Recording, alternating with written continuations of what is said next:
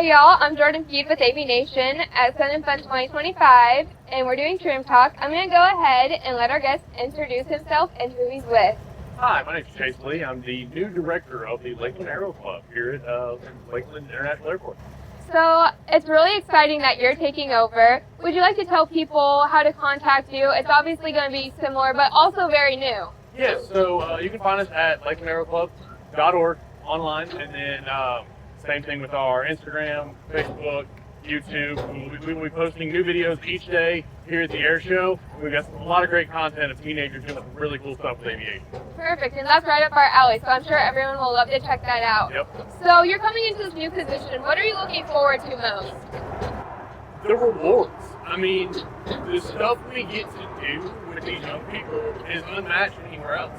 And I'll be the first one to tell you, some days we play cornhole, with girls and burgers, we hang out. Other days we're competing on the world stage with gliders. I mean, we're restoring warbirds that kids get to fly. We are training kids in gliders from nothing. Like, you can come into us knowing nothing and come out a pilot, come out a mechanic. And it's something that, like, seeing the passion in these kids and just that growth is something that outside of a classroom you'll never really see. So I'm really looking forward to watching these kids grow up and go into the industry that we all love. For sure, and I think that's a really cool position, what you're doing. Like you said, you get to watch this, and that is amazing. So since you're coming in, are there any changes that you're excited for that you can announce yet, or? No, I mean, there's not so much changes. Mike, my predecessor Mike, who's moving towards retirement, he has built this program on a lot of just wild and crazy ideas, right? So what we're currently working on, it's not necessarily a change, is we're building our tow plane for our glider project.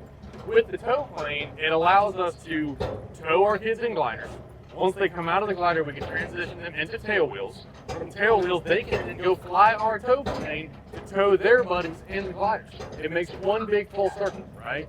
And so that's what's super cool, is that they're building the time to becoming great pilots. And then to add to that, our maintenance kids, the guys that like working with their hands, want to be greasy and maybe not necessarily want to fly, they have all this experience now that they can work on sailplanes, they can work on antique aircraft, warbirds, general aviation equipment, and get their hands dirty with stuff that they elsewhere wouldn't be able to get.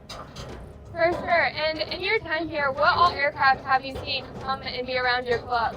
Oh man, so we've got a number of Cubs that have been restored and built. Our L-19 Bird Dog that we're working on right now, pre-World War II Taylorcraft. We've had a couple of really cool visitors stop by. There's a guy by the name of Cletus McFarland that some of you may know. He called one day and says, "Hey man, can I bring my helicopter out?" I said, "Absolutely, would love to." Yesterday I got a phone call from a lieutenant colonel of the United States Air Force. He said, "Hey man, heard your guys are into gliders. Can you give us a hand launching ours for the air show?" I said, "Absolutely." I was able to pick one student. I said, "Hey man, grab your 5, go handle it." I bet that made his whole day. Oh man. So on top of that, right, I get a phone call when it's all said and done. We couldn't have done it without you. Thank you. Those are the students that we bring up in this industry, the ones that when we get a call, we can answer that call. When there's a need, we're able to fill it, right, with people that are mature and have the wisdom and the vision to see where they're going and know what they want to do. For sure. And what do you think, looking to the youth, obviously, you're a mentor to them. Have you seen any lessons that they're learning that you're looking back and you're saying, I've learned that, and seeing you learn that is cool? It's one of the things that I'm very passionate about, and it's very simple. It's, if I can't trust you to do the small things right, I can't trust you to do the big things right.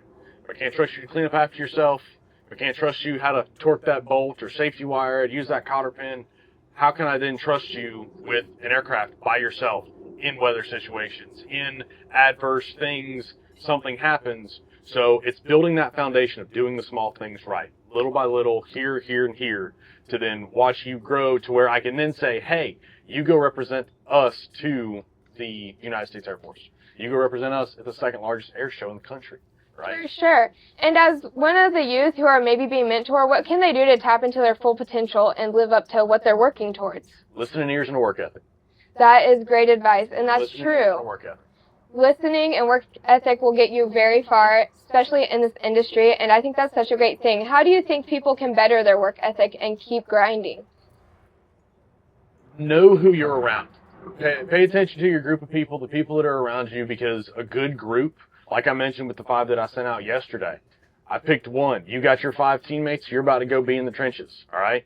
Know who's around you, know who you can depend on, because those people are going to push you to be better than what you currently are.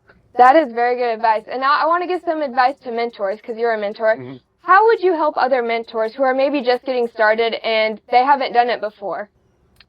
That's a good one. I don't have a good answer for that one.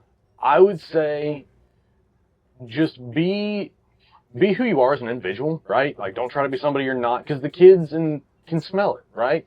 If you're trying to be all big and bad and you're not, then don't be. Be yourself and be firm in who you are, I guess is what I would say, and then be able to model that. Yes, and I feel that you are definitely taking that in coming into this new position, so I'm so excited for you. What are you most looking forward to just in the coming years, not even just this year, but just in the future? I want to see it grow. I mean, there's been massive amounts of growth over the last few years, and we're at a place where, and I've told this to a few people now, we're at a place where we can start a wildfire. Like, we are so close to doing, and it's those little details, right? If we can work out these little details here, get a yes here, get a yes here, we can grow this program to from being great to being excellent, right? And there have been a number of other clubs popping up all over the place that have copied what we've done, and we're doing great things for the industry, and I just want to continue that. Yes, I think that's a great thing to continue, and that's really exciting looking forward. I'm sure you're always thinking ahead and also trying to live in the moment, having a good balance. How do you do that? It's not easy. I mean, sometimes, like, for example, setting up for this thing, it's setting up, tear down, all the hard work, and just having a second to sit down, step back, and be like, wow, like, we did that. It's not easy, and I don't have a good answer for how I necessarily do it, but it's just, sometimes you just take a break and it's like, wow, I got 6 kids on the way to Oshkosh, or, hey, I just put a kid in a Stearman to go fly around for the afternoon. I mean, it's those little things like that, and the one for me, it's that light bulb moment, right? Where that kid, he's worked really hard, and he's not getting it, he's struggling it, and just a sentence or a phrase will flip his perspective, and he'll go, whoa, and it just right there. That's it. That's why we do it. That light bulb moment, that vision, just, hey, here's how we're going to go. Do you have a favorite moment or memory that comes to mind where you watch someone have that light bulb moment?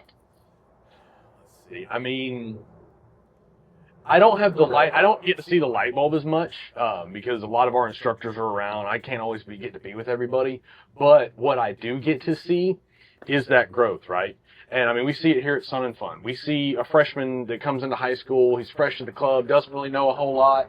He comes in, never been to SUNnFUN, right? From the day, so Sunday when it ends, that is a completely different human being. He or she has gotten the taste of what we do, who we are, and where we're going, and that starts that trajectory. That starts that path. And then from there, it's that listening ears into work ethic. It's asking the questions. It's doing the small things right. And all that adds up to being those 5 guys to get to stand on that field at the second largest air show in the world because your boss, not even your boss, because you're meant to run home.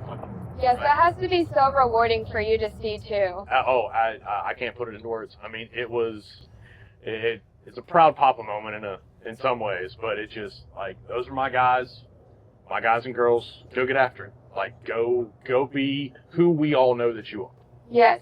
And if there are people who are watching this who don't know you or haven't got the opportunity to meet you, what do you want them to take away? Who are you? What do you want them to get from this? If I can be the aviation equivalent to like a really good football coach, I'll be happy. Right? That's amazing. And one last question. I want to end on a really fun note. What's been your favorite part of SUNnFUN this year? Those 4 things flying in the air right now. I'm from Pensacola, a hometown team. I love the Blue Wings. Yes, you can never go wrong. Thank you so much for joining us. We enjoyed the show.